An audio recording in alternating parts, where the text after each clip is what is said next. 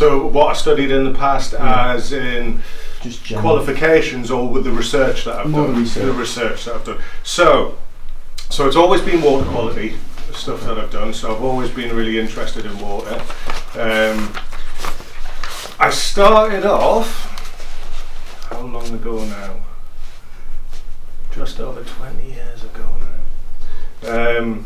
Getting old. Amazing how quickly it happened.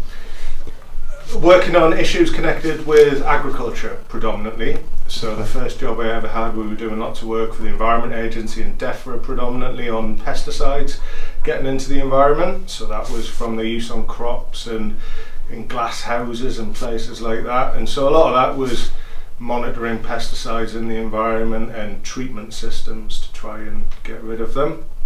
And then I moved on to looking at veterinary medicines, which has driven my whole career in a way, because most of the time now I work on what are called emerging contaminants. So they're kind of pollutants that people haven't really thought of a lot before.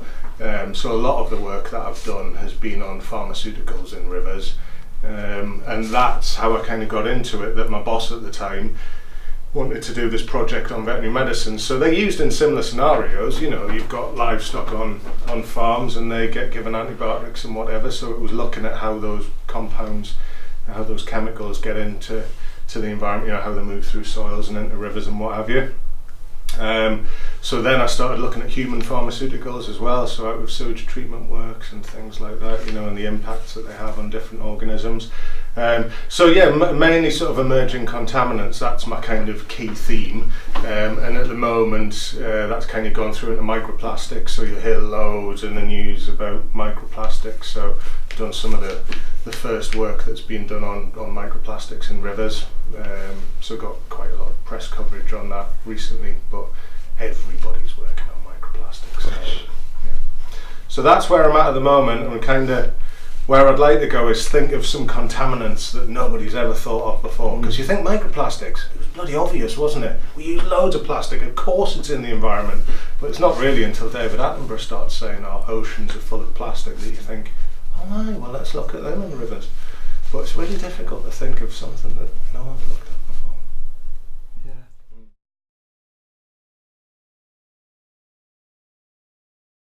Why were you interested in it? You know, the honest reason is I like being outside. I couldn't imagine doing a job where I was sat inside all of the time, even though most of the time now I'm sat inside. So towards the start of my career, I'd spend 3 days a week out in the field. Now other people get to spend 3 weeks a day out in the field, and I try and win some money or do something else or whatever. But that honestly, that was my primary driver. I like being outside. I love water. So I've always been a dead keen fisherman. Wanted to do something that I enjoyed. Bang, there you go. That got me into hydrology. I mean, I think there's a huge amount of luck ending up with the career that I wanted. A huge amount of luck. You know, what jobs come up at particular times or whatever. I could have ended up doing something completely different, but I was really lucky, and it kind of all went well, really. So, I mean, I guess in your early career, you're relying on other people, you know, so they win research projects and they decide what's going to be done, and they win the money to do it, and then they recruit people to work on those projects, and it's a matter of you just going for that job. So in your early career, you're completely reliant upon other people doing that for you. And then you get to the position in your career where you're starting to write the research proposals. So the key thing is that you're coming up with some ideas. You know, you've been doing some research and you think, well, actually we could do that a bit differently. What about that? So then you can apply to various people for funding, whether that's be government research councils or the EU or whoever else. And it's hugely competitive, so you've got to write a really, really good proposal, but then you win that money, and then you're the one who's recruiting people. But yeah, it's about you coming up with the ideas and kind of networking with people. So you might meet them through the work that you're doing, you might meet them at conferences, dead easy now to look people up online and think, right, well, they've got the skills I'm after, I'll drop them a line, have a bit of a chat, and then you end up working together. So that's how it works, really. Yeah, good question. Well, you usually want your study sites to have particular characteristics. So it might be, in my work, it usually involves some form of shit, whether it's from an animal or a sewage treatment work. So I'm always looking for, a farm that has animals on, or a sewage treatment works or whatever. You might be looking for a particular size treatment works. You want somewhere that's accessible. You can physically get down to where you want to sample, but also that the landowner's happy with you going there. You need it to be close enough that you can do what you need to do in a day, or if you need to stay over, that you can do that or whatever. You might want some other pieces of data that go with it, meteorological data or hydrological data, so you check to see if that's available. But yeah, practicalities really.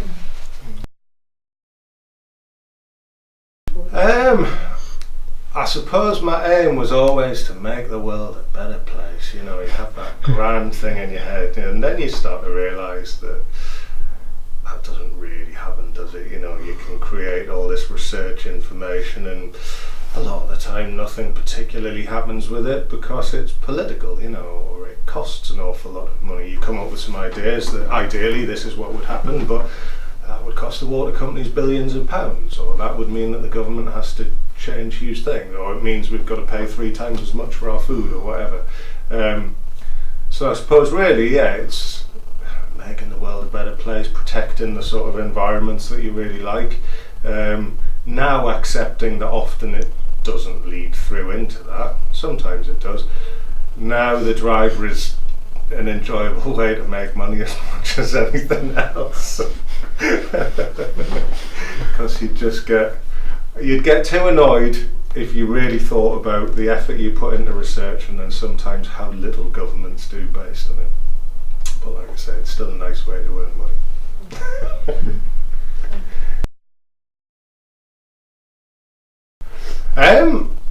A reasonable bit, actually. I'm saying that nothing ever happens because of it. Actually, quite a few things. So I think the biggest things were the work I talked about on veterinary medicines. So that led or contributed to development of particular EU policies. So how chemical companies have to assess the products they manufacture for environmental risk.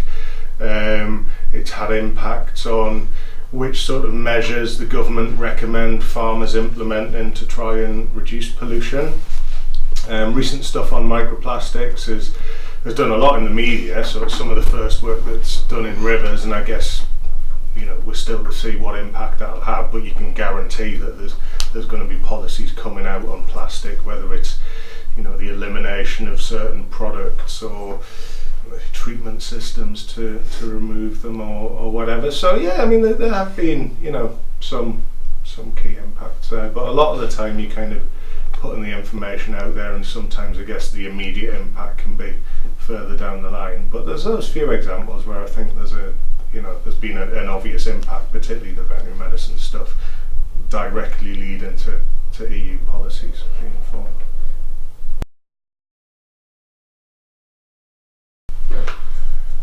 Bloody ages, just because it's really hard to try and fit it all in. If you could just get on and do it, then, usually you've got 2 or 3 years where you're actually doing the research, and then after that, if you could just get on with writing the paper, you could have it done in a couple of months probably.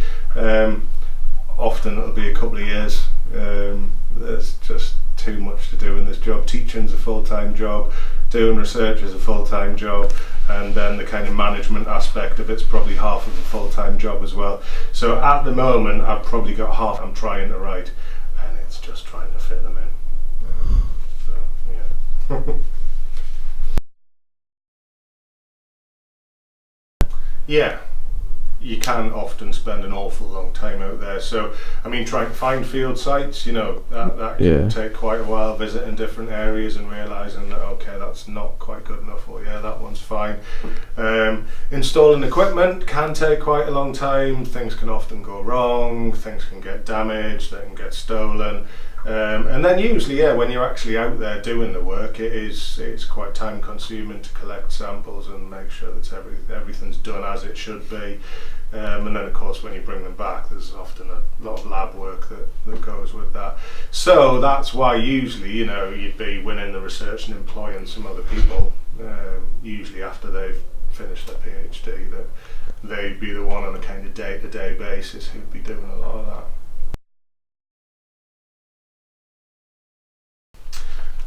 So end users would be, UK government and its agencies, so Environment Agency, Natural England, come under the sort of DEFRA banner.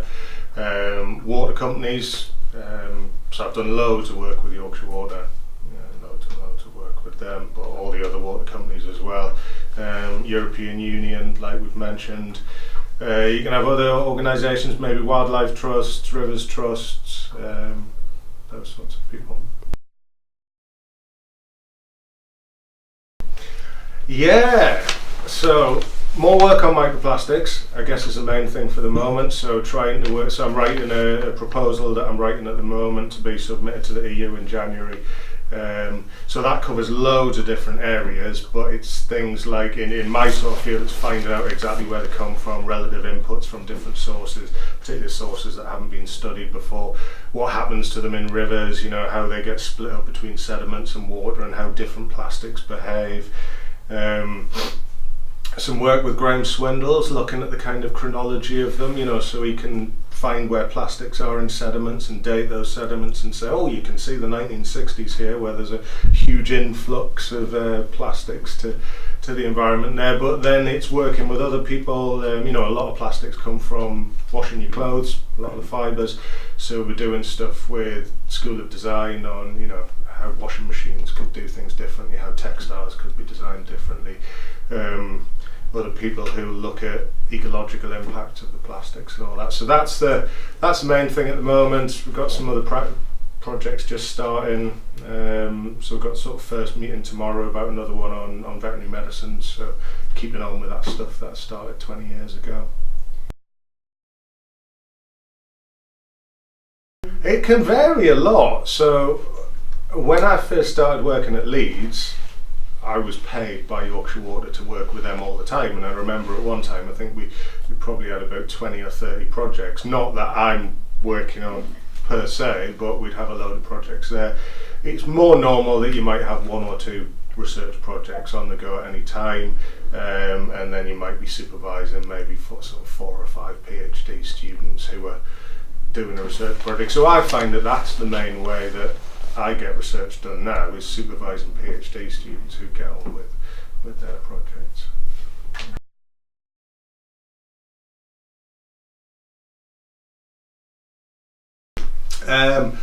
I would say that we don't actually know an awful lot about concentrations in the environment and how they behave in the environment. So most of the work that's been done on pharmaceuticals has been done by environmental chemists who tend to work at the laboratory scale.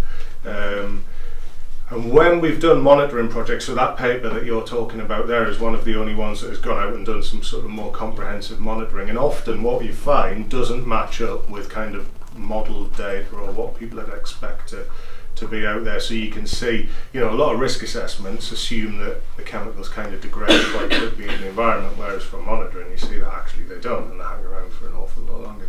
So there's that we're still sort of reasonably limited in our understanding of what's out there. They don't seem to have any really overt ecological impacts, but I think the main impact they might have is build-up of antibiotic resistance. So I would say, that's probably the key problem for humanity at the moment. That you think how much we rely on antibiotics.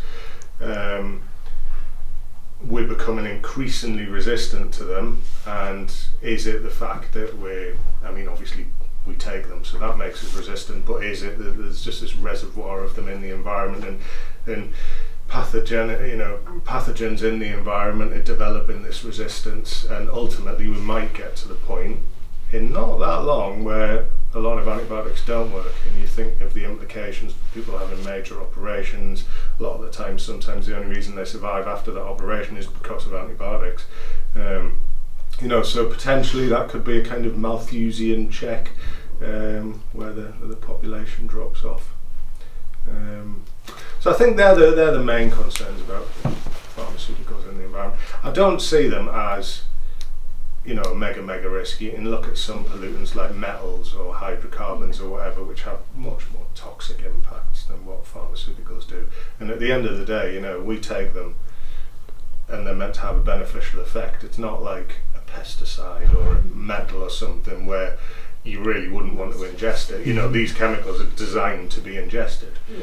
So I think it's the more subtle long-term impacts that we don't really understand, and a lot of our kind of ecotoxicology testing is pretty basic. We test organisms for 24 hours, 48 hours, relatively high concentrations. We don't really understand what the kind of long-term chronic impacts are.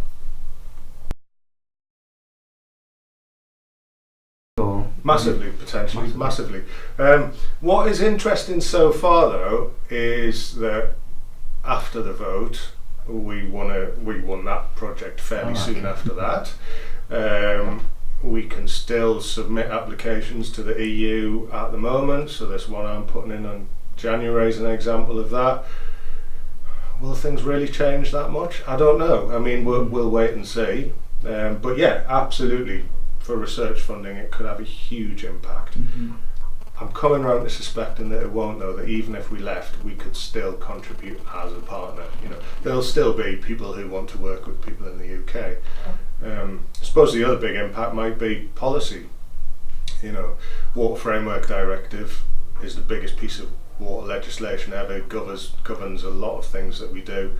Once that goes, we could do something totally different. Again, though, it was based on the UK experience, and I suspect not a lot would change anyway. Okay. But it'll be interesting. Yeah, it will. It will be interesting.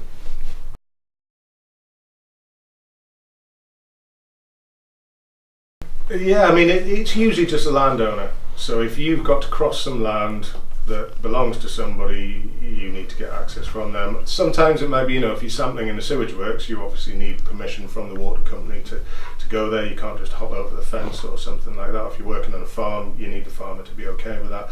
A lot of times sampling rivers, you can just pick sample points where there's public footpaths that go right next to it, and that's fine. And then there's no limit as to what type of data you can collect. You can just then I don't think so. I've never came across anything. I mean, I suppose once you get into the kind of ethics thing, if you were taking fish out and you wanted to do things with those, then yeah, that would be an issue. But just going along and collecting a small sample of water, or sediment or whatever, there's no issues with that. Yeah. Right, is that really?